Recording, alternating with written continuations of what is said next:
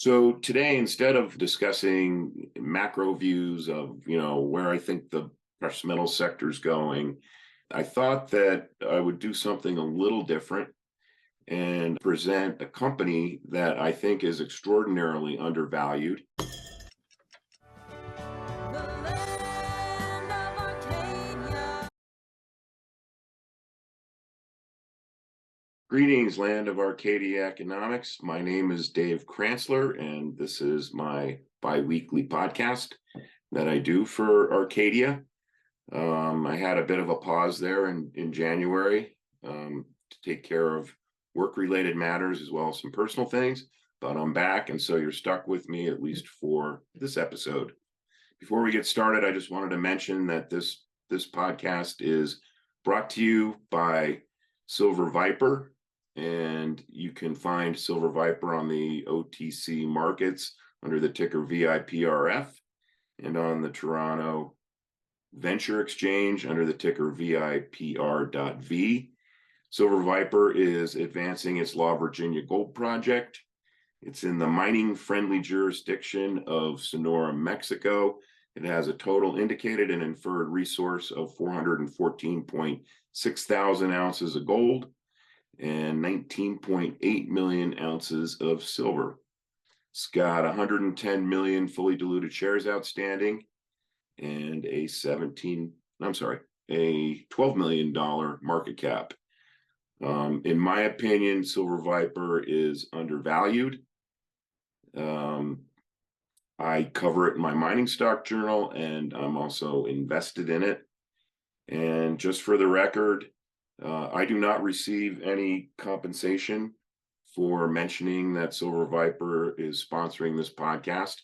And in fact, I don't receive any compensation for any of the companies that I cover and recommend and invest in my mining stock journal.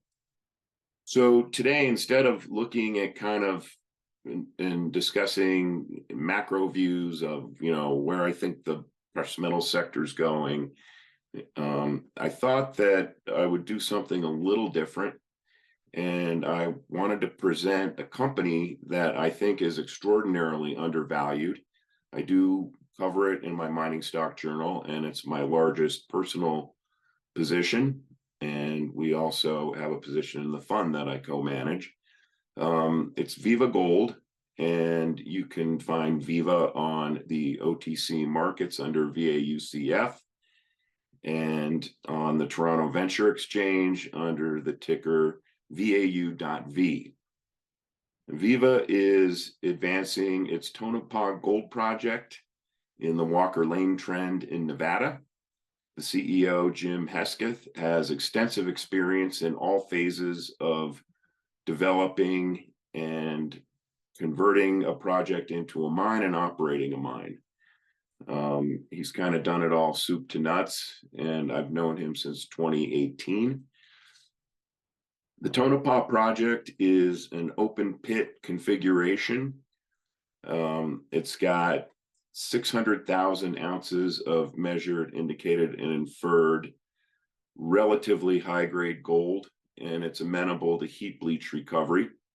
Now, why is this important, open pit and heap leach? Well, the combination is the lowest cost mining method, lowest cost method of mining. As an example, I don't know how many projects everyone out in the audience has examined, or how extensively you look at investing in mining stocks, but in this situation, and based on the preliminary economic assessment, the PEA as they're known, the all-in sustaining cost of this project is $1,075 per ounce of gold produced, and that's at the low. It's not the lowest cost mine project out there or mining operation, but it's on the low end in terms of all-in sustaining cost. And the average cash cost per ounce is $754 per ounce, and that's also quite low.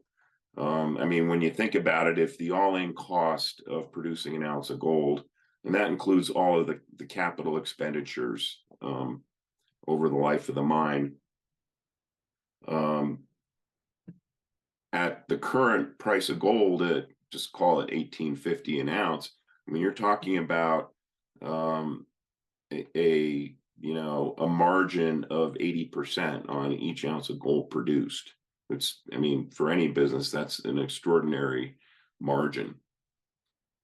So what makes this a good project? Why am I attracted to it, other than I just throw out there generically that it's extraordinarily undervalued? Well, there's a lot of things that you want to look at. Obviously, location of the project, the competency and experience of management.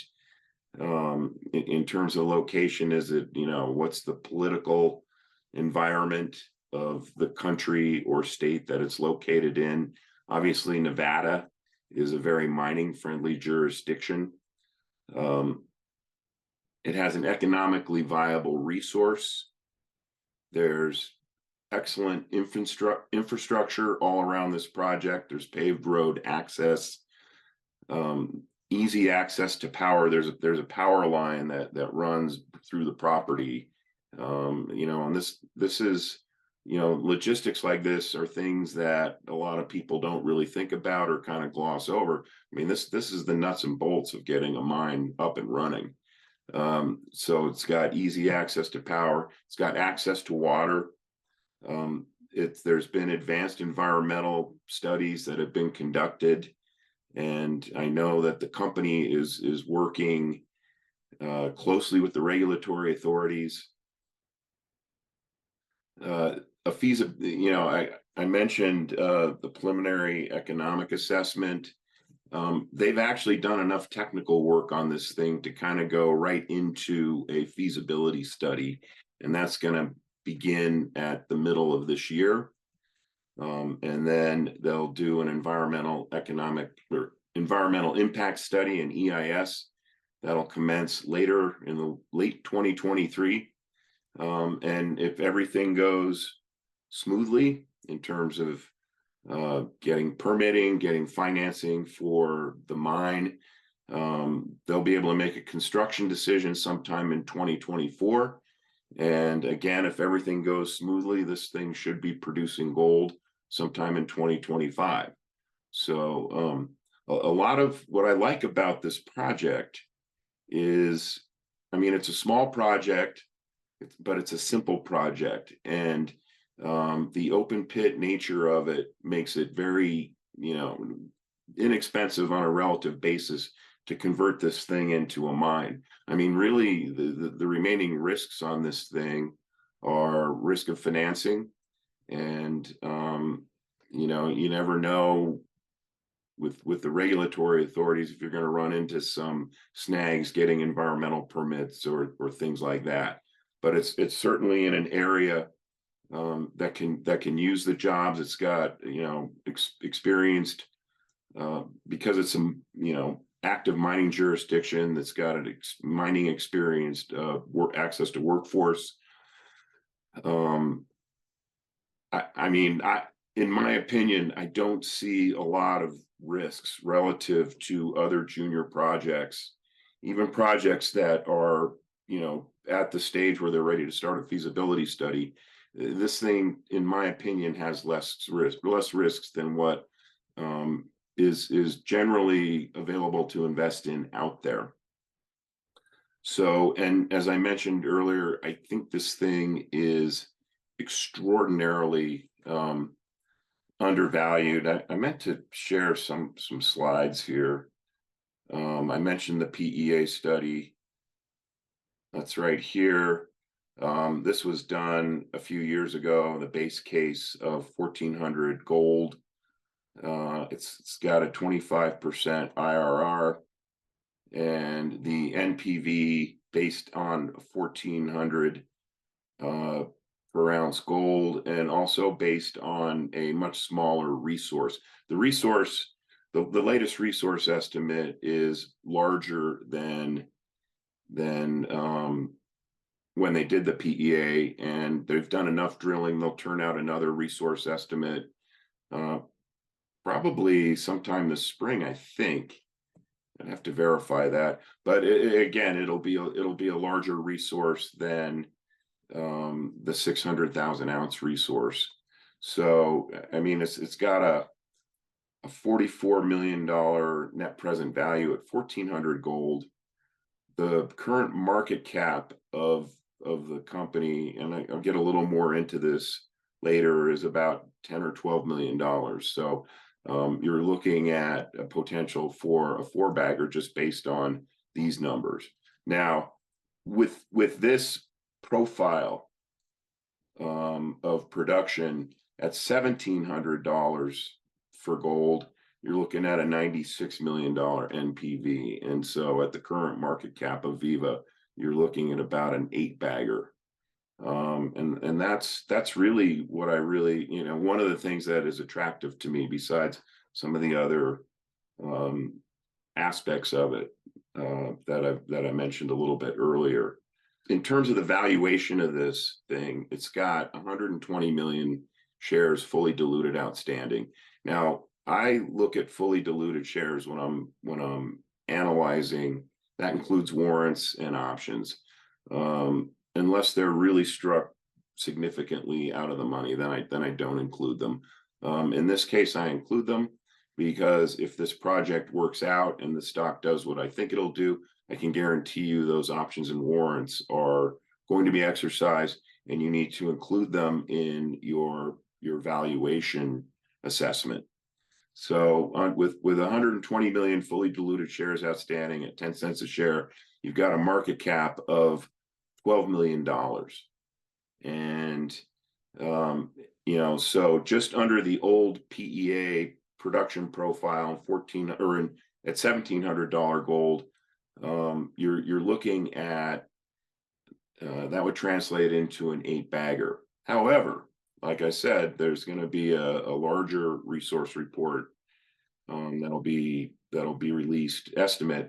Resource estimate. They're estimates. They're not reports. They're estimates. That's important because this is as much art as it is science, and so it's a resource estimate. But it would suggest that when they do a feasibility study, it's the net present value that gets churned out will be considerably larger than the one in the PEA. I mean, part of that's going to be a much higher price of gold. There's going to be a higher annual rate of production of gold. I mean, the way that I look at the project now, and I think the way the company looks at it, is that you're looking at a production profile of probably 50 to 60,000 ounces a year. And in my opinion, based on comps, that would equate, the market would probably assign $100 million market cap to that. Now, why doesn't it assign it now? Why is it just $12 million? Well, it's still got a lot of steps to go through before this thing gets converted into a mine, and there's a lot of risks. Some are risks that the company can control, and some of them are risks that the company can't control. Also, this is the company doesn't spend a lot of money on promotion, so it's not necessarily a well-known name. However, it does have a couple high-profile investors. I'll get to that in a second. A second way to look at this thing is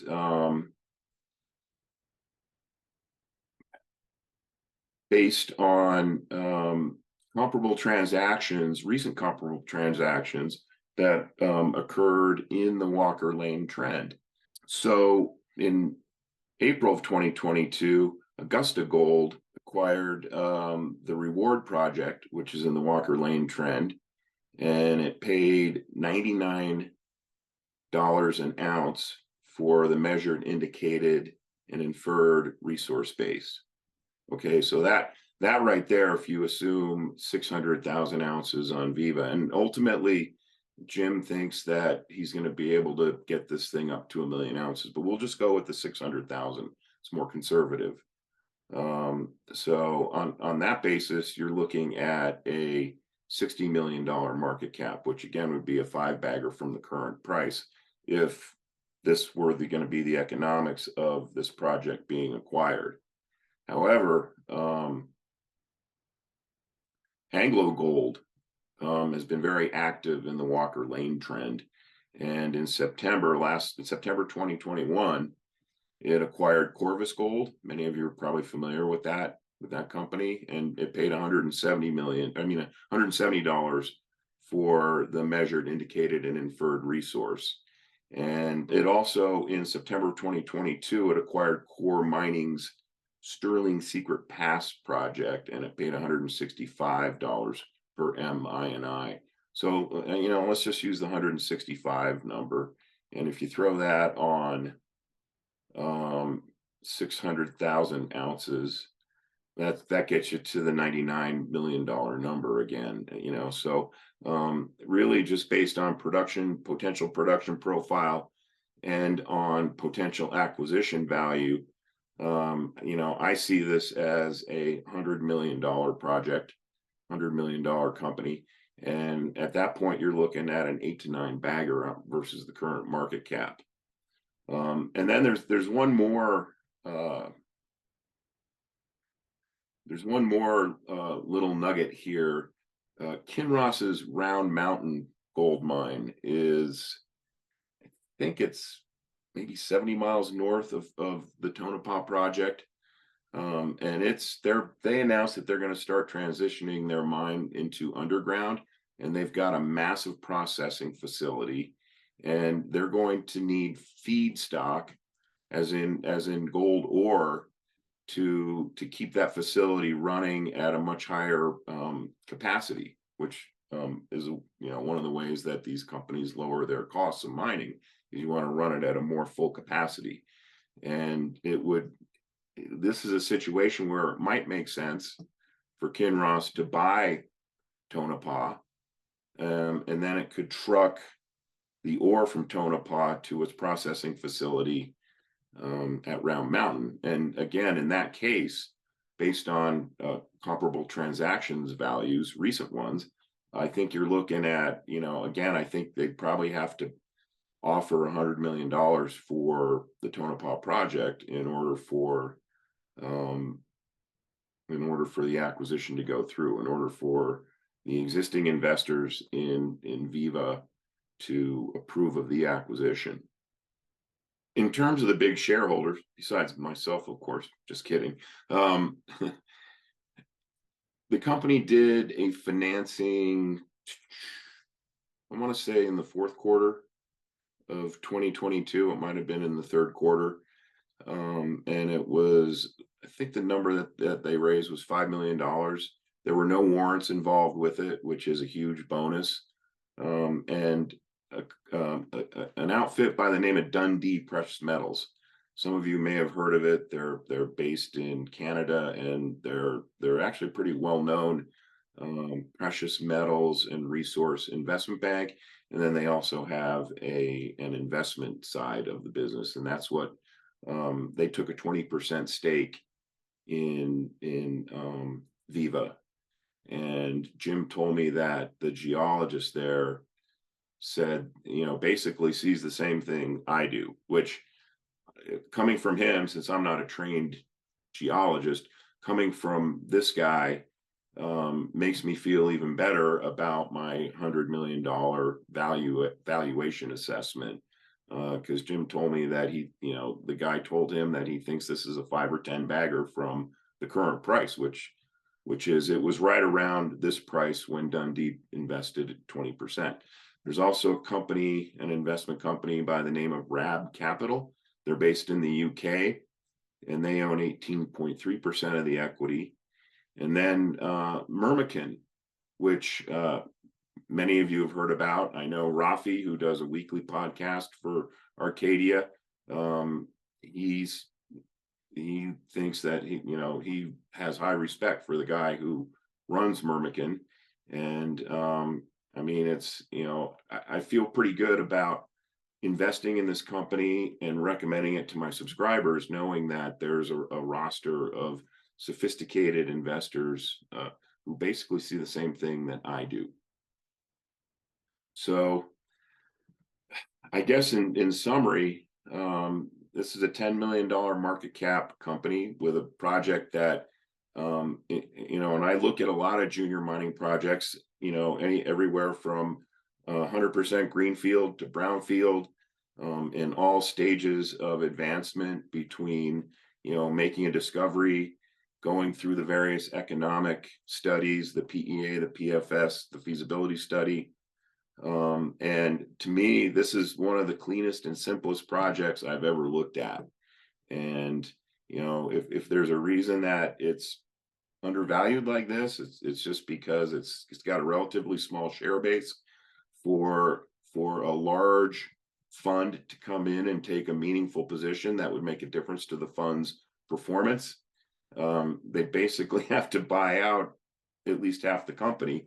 And I can tell you right now, you're looking at, close to 50% of the investment base between Dundee, Rab, and Myrmikan. And, I don't think that they would sell out for anything less than that. And, it also means that between those three investors, other friendly shareholders plus insiders, there's probably enough to block, a potential hostile takeover of this company. So, there's no promises in this business, as everyone out there who invests in mining stocks know. But again, in terms of risk reward, this is probably one of the biggest layup investments I've looked at in the 21 years that I've been involved in this sector. So I hope this was helpful to everyone out there. And if you got any questions, you can email me at miningstockjournal@gmail.com. I cover this company and update it all the time when there's material news or information to share. And if you want to learn more about my mining stock journal, you can go to my website, investmentresearchdynamics.com, and there's links at the top for information on my mining stock journal and on my short sellers journal. So until next time, theoretically 2 weeks from today, I hope everyone has a good 2 weeks and a productive investing experience.